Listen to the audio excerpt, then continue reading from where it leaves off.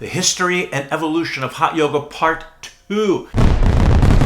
So if you watched last week's video in Part 1, I talked all about Bishnu Ghosh because that's really where it came from. I'm not just talking about heating the room. I'm talking about a particular style of yoga. Now, Bikram Choudhury, who people now know, and you probably know if you've been watching my channel who Bikram is, brought this particular style of yoga to the United States. Part 2, we're going to talk all about Bikram and how his yoga became one of the most popular styles of yoga in the world. So let's talk about the heat first. First of all, in Calcutta, it's a similar climate to South Florida, similar climate to Houston, where it's extremely humid. They have 100% humidity. In the summertime, it can get up to 100 degrees. That's 40 degrees Celsius if you live outside of the United States. So just practicing yoga in Bishnu Ghosh's College of India, you're going to be sweating because of the temperature being so high. However, that being said, Bikram used to talk about he would close the windows because he found when he closed windows, it was even hotter. The humidity would accumulate and was even hotter, and he would be able to go further in the poses. The other students around him, his colleagues, complained to Bishnu Ghosh that Bikram keeps closing the windows, making it too hot in the yoga room. So it's Bikram's idea to close the windows and create even more heat and humidity, because the humidity and the heat are very important. That creates the humidity sets the heat index. Now, before we continue on, if you're new to the channel,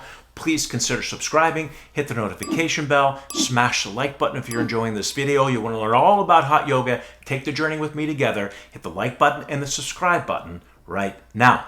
Let's say you're in a drier climate like Colorado or Las Vegas, where there's not much humidity at all. You can turn the heat higher. You can go to 105, even 110. But once you start to bring humidity into the room, into the equation, the humidity goes up to at least 60%. You've got to bring the heat down. So I know in the Bikram world, they say 105 degrees with 60% humidity. To me, I think that's too hot. That's not how we used to practice in the old days. I think at that temperature setting, 105 degrees with 60% humidity, then it's all about survival. You're not about doing the best yoga that you can do. I'd rather have 100 degrees or 40 Celsius. I don't know what 105 would be. You have to do a quick calculation. But if you're at 60% humidity, you don't want the temperature too high, because again, you should not be in just survival mode trying to get through the class, because you're really not going to then focus your attention on the yogic asana. Back in the old days on Rexford Road and on Wilshire Boulevard, actually Wilshire is when he started bringing in forced gas air, and that's when it started really getting hot and it got to be ridiculous, I thought. But keeping it more from 98 to 100 was that 37 to 40 with 60% humidity is plenty. And the Barkan method, when we do vinyasa, I don't like to get past 95. So now Bikram goes to Japan. Japan is not 100% humidity with 40 degrees or 100 degrees Fahrenheit. It's freezing cold, so Bikram didn't know what to do. That's when he got the idea of turning on the heat lamps. Back in the old days, it was space heaters. In fact, at my yoga school, we only had space heaters in the beginning because it was so hot in South Florida. Later on, I added forced air, which made all the difference because then the heat became more consistent. But in the old days, we just used space heaters. We didn't have the idea to do forced air back then. So that's how he got the idea in Japan to now bring heat into the room to recreate the conditions of Calcutta. So like I mentioned in last week's video in part 1, the evolution and history of hot yoga, the first place Bikram went to outside of Calcutta was Bombay. Back then it was called Bombay, now it's Mumbai. Then he went to Japan. That's where he started turning on the heat and all the heat lamps. Then he went to Hawaii. He became friends with Don Ho. If you ever heard Don Ho, is a famous singer in Hawaii. Tiny bubbles in the wine. Then he moved to San Francisco. Didn't like San Francisco, was only there for a few months, but he continued to keep his school in San Francisco. But when he moved to Japan, I'm not sure if his brother Buddha, his youngest brother, took over the Japanese studio after Bikram left. I'm not sure. Maybe he went afterwards. I really don't know the timing on that one. But Bikram's younger brother Buddha continued to teach Bikram yoga in Japan, in Tokyo. But then after Hawaii, he went to San Francisco. And after San Francisco, he moved to Beverly Hills. And he loved Beverly Hills. And that's where he stayed to stake his claim. Now, when Bikram was in India, he met a famous actress. For those of you that are around my age, you definitely know who she is. Her name is Shirley MacLaine. She wrote a famous book called Out on the Limb. But she found Bikram, I believe in Bombay. I could be wrong. But she found him in India, and she then encouraged him to come to the United States. So he finally arrives in Beverly Hills, based on Shirley MacLaine's urging for him to come to California, to Los Angeles. And she was one of the main people responsible for putting Bikram on the map. So he was the who's who of Beverly Hills. She got him on the Johnny Carson show, on the Dinah Shore show, on Merv Griffin, on all these different shows. He would bring different celebrities with him. But all the celebrities in Beverly Hills started coming to Bikram's studio. It was the place to be. Martin Sheen, Jill St. John, some of the athletes like Kareem Abdul-Jabbar and John McEnroe, the boxer Ken Norton, the football player Eric Dickerson. I was in class with most of these people back in the early 80s. There was another famous actress who was one of Bikram's students. Her name was Raquel Welch. I did class right next to Raquel for many times, weeks and months at a time. She ended up writing a book, a Bikram yoga book, exactly the same 26 posture 2 breathing exercises in the mid-90s. And it was a big success. However, it was a copyright infringement. Bikram sued her and they settled out of court. One of Bikram's top students, I forget what the guy's name was. He was his lawyer. He had a really good standing bow. Remember, he had a really good standing bow.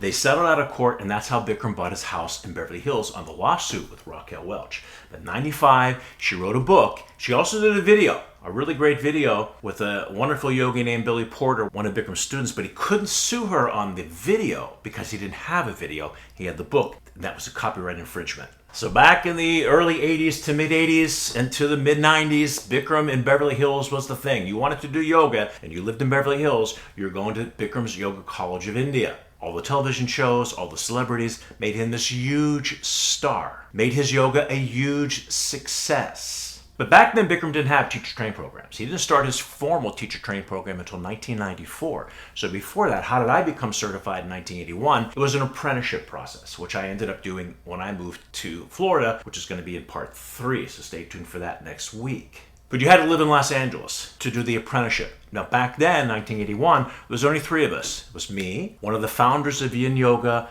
a very famous yogi named Paul Grilly, and this woman named Cindy. On occasion, his hair cutter Joy would do practice with us as well. But we would do 3 classes, sometimes 4 classes a day. We did that for 2 years, and that was our training. The philosophy would be back at Bikram's house when we'd go there afterwards, or back in his apartment before he moved in his house. We'd go back to his apartment on Wilshire Boulevard in Westwood. He just handed us an anatomy book to study anatomy. This is handed the Gray's Anatomy book, study anatomy, and the philosophy we learned from Bikram. But that was the extent of my teacher trained program. We had Bikram 3 classes a day for 2 years. So now, I told you before, Bikram had his condensed teacher trained program started. The first one was in 1994, and that's what put Bikram on the map, because his first teacher trained program, I think he only had 40, 50, 60 people. That's it. Somewhere around 50 people. Then the word starts getting out. People were coming. You had to do Bikram's teacher trained program to be a certified Bikram teacher. You had to come to Los Angeles to participate in the 9-week course to get your Bikram Yoga certification. He never affiliated himself with the Yoga Alliance because he didn't want to be regulated by them. He had had more yoga experience than all of them put together. I think Barry Baptiste had the same feelings. I happened to associate myself with the Yoga Alliance because a lot of people demanded it, so I connected myself with the Yoga Alliance, and I still am to this day. So now starts this exponential growth. Bikram teachers across the world. People are coming from Japan, from Australia, from Europe, all over the United States, going out, opening studios. They would then encourage their top students or their serious students to come to Bikram's teacher trained program, and slowly went from 60 to 100 to 150. In fact, when he had reached 150 students somewhere in the late 1990s, he had this big studio on the 2nd floor of Wilshire Boulevard, but he could hold 150 people in that room. But he started getting 150 people in the teacher trained program. All his regular students in the class complained because he combined the teacher trained program people with his mainstream students. They started to complain. So now he had to get a bigger facility on La Cienega outside of Beverly Hills, and that's when it went from 200 to 250 to 300 students in every single training, all the way up to 500 students in a teacher trained program. You do that twice a year. The growth went through the roof. Now, I know that was the ascent. I know the descent, there's many stories about it. You can go on Netflix and watch the documentary on Bikram. Definitely not going to get into the demise of Bikram on this video. So next week's video, History of Yoga and the Evolution of Hot Yoga Part 3, I'm going to talk about my journey and some other people that branched off from Bikram. There was Isaac Garcia.